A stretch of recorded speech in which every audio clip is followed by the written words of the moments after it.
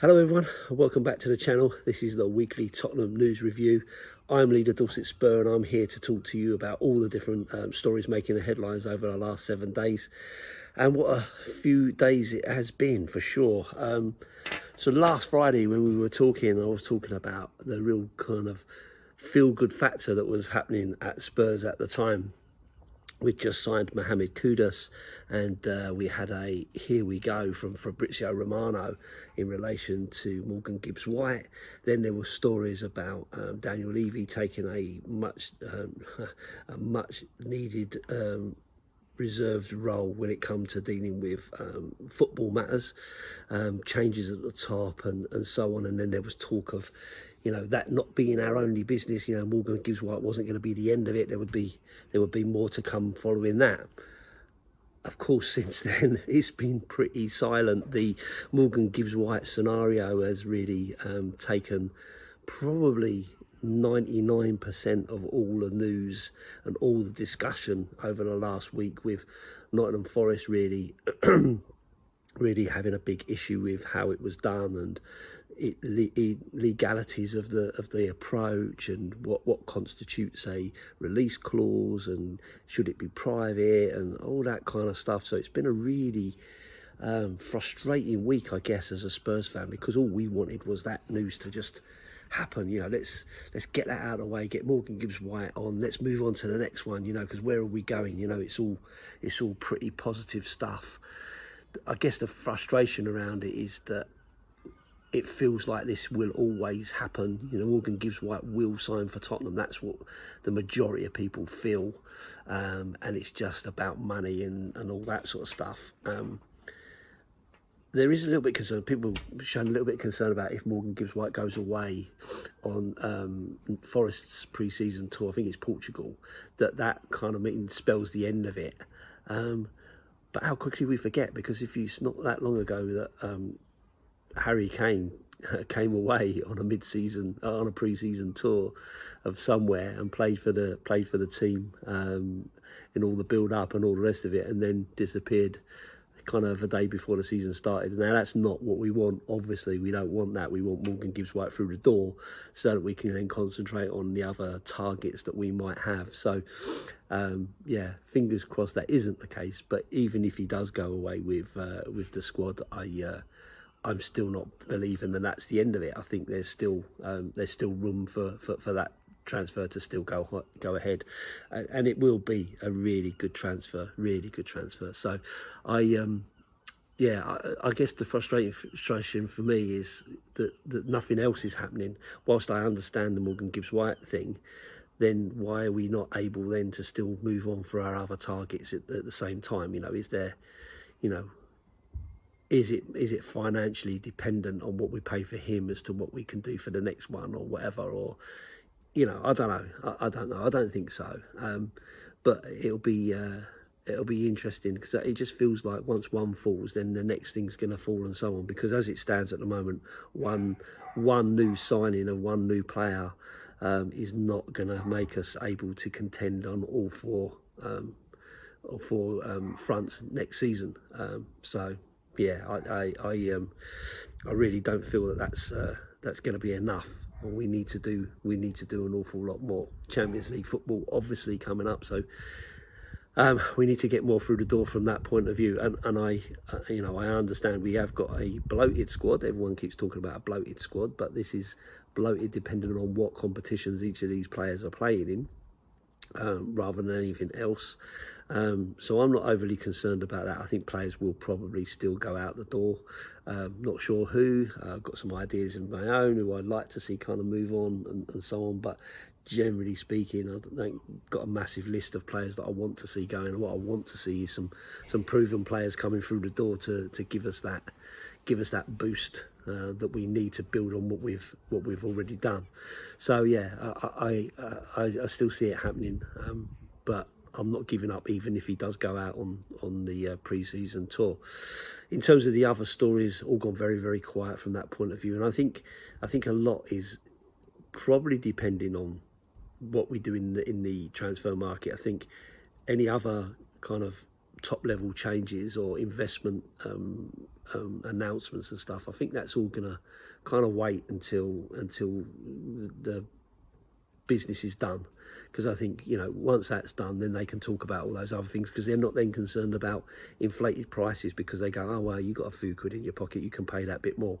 So we'll see whether that kind of pans out. But there was strong talk about, you know, big investment, 300 million they were talking about, and 150 million from ENIC and so on, which would be, you know, fantastic and give us that opportunity to really kind of push on, because we can see the work that's going in, you know, Liverpool, Arsenal, Chelsea, Man City. You know, these clubs are going for it. I mean, even Man United, you know, spending 71 million or whatever it is on Wemo. You know, you can see that there's a lot of work going on, a lot of teams needing to spend money and so on. So, yeah, I think a fair bit of work still needs to be done, but I'm hoping that, you know, it's still fairly early days in the transfer market, and it's not always easy to get these deals across the line. As we can see with the Morgan Gibbs White situation, if it's ever going to go wrong, it's always going to go wrong for Tottenham. We can't seem to ever catch a break. But on a positive, I do think it will happen. The other big thing I kind of wanted to focus on and talk a little bit about today is the fact that Thomas Frank had his first Tottenham press conference. Really interesting. I've watched them both via Chris's channel, so I'm able to watch the normal kind of Preseason, and then the embargoed one straight after. So fair play to Chris for putting that all in one, made it a lot easier to watch it all. Yeah, so really interesting. A lot of congratulations from the journalist. Well done, Thomas, for coming in and blah blah blah. A few little questions in there to be a little bit facetious. I thought the Moose, I think he talk sport. I think he's still at Talk Sport. I don't know, with a bit being a bit facetious about, you know, how are you gonna play attacking football and not lose 22 league games and stuff. I thought, I don't know why you need to kind of pitch it like that. I guess that's just a way of like clickbaiting without clickbaiting sort of thing, you know. And I thought, you know, overall, I thought Thomas Frank did very well. I thought he spoke very eloquently, very respectful. I thought it was good that he acknowledged what Ange had done, winning the trophy and making him a legend and so on, and wanting to replicate that and build upon rather than kind of dismiss and start again. He obviously called out respect for Diego Jota, who obviously died during the summer as well. Sent his respects and love to the family from Tottenham, which I thought was a nice touch. Probably something most clubs will do, to be fair, but yeah, a nice touch. But yeah, I thought he spoke really well. He was asked some quite, I guess it's quite difficult questions. You know, I think there was one about there being 5 managers dismissed whilst he was at Brentford, which he kind of joked, what, only 5? And they said, like, you know, what kind of makes you think that you're not going to be, you know, how do you feel about that kind of thing? And he said, as Ange had said before him, I've come in here thinking about the long term, not the short term. You know, my plan, everything I do, everything I'm planning for is for the long term. Because if I don't plan for the long term, then what's the point? You know, you're planning for failure. You know, you've got to plan to be successful and to keep things going. So yeah, I thought that was quite interesting. He was asked about his relationship with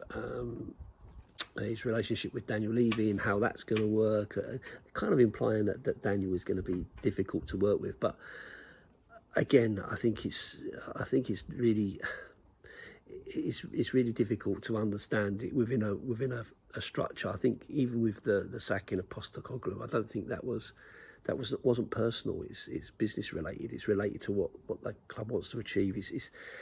But it's annoying because no one is calling out and saying, well, Daniel, you know, you need to play your part. The board need to play your part, and so on. But and the more and more over the course of time, what strikes me, being a manager myself in a big company, the way companies work is like someone like Daniel Levy is right at the top. He's right at the top. He's the big boss, right? And then you've got Vinay Venkatesham, and then you've got Johan Langer, and these are like layers of management. And it feels very much like these days that the manager of a football club is not really. Like in the past, you'd have said it was the top role. You know, you're the manager, you make all the decisions. The Alex Fergusons and the Arsene Wengers and that would have made every decision about everything, every player, you know, what they, all that kind of stuff, but all their experts and stuff. It feels very much like that's kind of moved on. Football's moved on from that, and that this is now like a big business. And when he talked about players, he talked about, like when he talked about Mohamed Kudus, he didn't talk about him as his signing. He talked about a good business from the club, you know, and that kind of stuff, as opposed to it being like his decision. And I think that's pretty much how these things work. You know, they give him the tools. He tells them what he's looking for, what he needs, and the recruitment department tell them what's available and all the rest of it. And then they make the decisions around that and get the best players that they can, the people that are going to fit in with the style of play, in the positions they want, with the attitude they want, that are hitting the numbers that they want, and so on, and the age and all that kind of stuff. So I think it's a difficult one when they talk about, you know, your relationship with Daniel Levy, as if they're going to be like very close. There's layers of management within that probably takes him away from that one-on-one relationship. I mean, I talk to my boss, and I talk to my boss's boss, and I've talked to my boss's boss's boss. But my relationship with my boss's boss's boss is not the same as my relationship with my direct boss, you know, or my direct person I work to. So I think that's a bit of a strange scenario, but I think that's how it works in these big companies now. And football is just like any other kind of big company, apart from the fact that its main revenue comes from people addicted and loyal to that one brand. You know, if you can imagine, you know, people that drink Coca-Cola only drink Coca-Cola. They never drink anything other than Coca-Cola because they're addicted, and they support that all the time. They wear their clothes, and they wear their, you know, they go and buy them everywhere and collect things, you know, all that kind of stuff. You know, it doesn't happen in anything other than really than sport, and certainly within football realms. But yeah, so, you know, going back to Thomas Frank, I mean, he talked about, he was asked about Son and Romero, and his view very much was they're at the club, they're playing in the club, and they will be, you know, part of my plans whilst they're at the club. Didn't commit that they weren't leaving, didn't commit that they were staying. You know, he left it very open that it will be whatever it will be, and they'll kind of work around it. But the indications seem to me that more Romero was definitely staying. That's how I kind of got it in terms of how he spoke about him. I just think the way he talked kind of struck me as very much that he's definitely staying. With Son, there was a little bit of leeway. A couple of things he said, it kind of just implied that there might be an opportunity for him to move on. I mean, something, I can't think exactly what the wording was, but it was. I think it was when he was asked about losing Harry Kane close to the start of the season, and would, you know, he wouldn't want that for someone like Son, and he was kind of like, you know, Son's here at the moment, you know, we've just planned to be with Son, you know, and he's an important player, training hard, very professional and so on. And it just kind of struck me as a, you know, strange one. But again, even with Romero, he never said he was definitely staying. It's just the tone of what he said. Now, that's open to interpretation. That's just how people read different things, isn't it? You know, we all read things slightly differently. So, and that's why this is so fascinating, because people always have a different opinion about it. But yeah, you know, like I said about the Mohamed Kudus thing, with him saying, you know, good business by the club, you know, bringing a club player and so on. You read that kind of differently to how Antonio Conte or whoever it was, might have been Jose, talked about Jed Spence being a club transfer. You know, you kind of read it, you know, differently in terms of that relationship and how it kind of pans out. wouldn't be drawn on the Morgan Gibbs White scenario, or talking about other players, even Mbeumo and so on. Wouldn't talk about that, which you'd expect. You know, it's not the sort of thing the manager should be talking about other clubs' players. It's disrespectful and not the right thing to do. So he didn't do that, which I thought was the right thing to do, to be honest with you, as much as I want to know the answer. And he talked about his philosophies around, you know, being aggressive, playing attacking football, but having plans for each phase. You know, whether you're playing a low block, whether you're playing mid or high or whatever, you've got to have principles in each of those. You've got to be brave. You've got to work hard and so on. And I thought, you know, that was good. Talking about that. And again, when he was talking, shut up, bloody dog. When he was talking about the throw-in auditions, the long throw auditions, which was kind of banded around as, oh yeah, Tony Pulis FC and all this sort of stuff. But the kind of way he talked about it was, you've got to have plans in everything, even in set pieces and so on. You've got to have every option in your locker. You know, he talked about teams that had done very well in previous seasons and has always built on really good defensive work as well as really good set pieces and so on. So again, I thought he kind of handled that really well and came across in the positive. This thing about you know, the target is to be competitive in all four fronts. I feel that's. I don't know. I still can't get my head around that. He talked about 2019 being the last time we were competitive on all four fronts.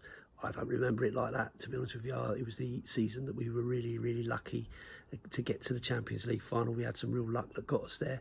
I don't remember us getting into the semi-final of the Carabao Cup in that season, for instance. So I'm not sure we were competitive. Don't remember us being, you know, right up there challenging, you know, to win the Premier League either. So I don't know. I think it's a bit of a, I don't know. It's kind of seems to be Tottenham's buzz phrase at the moment. Competitive in all competitions, but to be competitive in all competitions, you're really gonna have to put some effort in with the spending as well as the tactical changes and the training and so on. And he did talk a little bit about how he was going to avoid all the injuries that we had last season, and he talked a bit about how they train and adding layers to the robustness of the players and knowing when to rotate, when to rest, and so on and so forth. So a lot of science kind of going on behind the doors behind that, and then looking into and talking to the people that were there as to the things that had happened last season to see if they could avoid doing that. So maybe there's a lot of lessons learned in that scenario. It'll be good to know that they are doing that. But of course, the season almost starts today. Pre-season against Reading. You know, again, you know, pre-season is about, you know, setting out your players, getting energy into them, instilling principles of how you want to play and what you want to achieve, all that kind of stuff. So it'll be interesting to see how that pans out over this pre-season before we get to the Super Cup on August the 13th, which I think is a priority competition, one that you can win before the season starts and gives you a real boost kind of going forward. Going to be tough, obviously. PSG really good side, but they are beatable. Chelsea have just beaten them, so it shows that it is possible. Might be difficult, probably will be difficult, but you know, you can't write anybody off in a one-off game. You never know what's going to happen. So, yeah, the season starts here, and Thomas Frank has said that both Romero and Son will play, which is interesting, and they will both captain, which seems to imply that one will play one half and one will play the other. So not a full match for them, but yeah, interesting to see how we move on. But key things for me out of this week is a bit frustrating, but you've got to keep the faith and expect that things will start to fall into place at some point very soon, fingers crossed. So we'll see what happens. I'll keep you up to date and talk to you about that next week. So anyway, I'm going to leave it there. Thanks for watching. as I always say, please do consider signing up to Chris's channel. Does lots and lots of videos every day. Lots of people contributing now, which is good to see. So lots of variety of stuff to watch. If you like this video, please do give it a thumbs up. Let us know in the comments below anything you want to say about it, any other comments that you've got, or any other things you want us to kind of look into or talk about. Be interested to hear your views. As I said, I'm Leader Dorset Spur. You can find me on my own channel as well if anyone wants to come over and subscribe there. It'd be good to have you on board, and I'll see you on the next one. Until then, up the Spurs.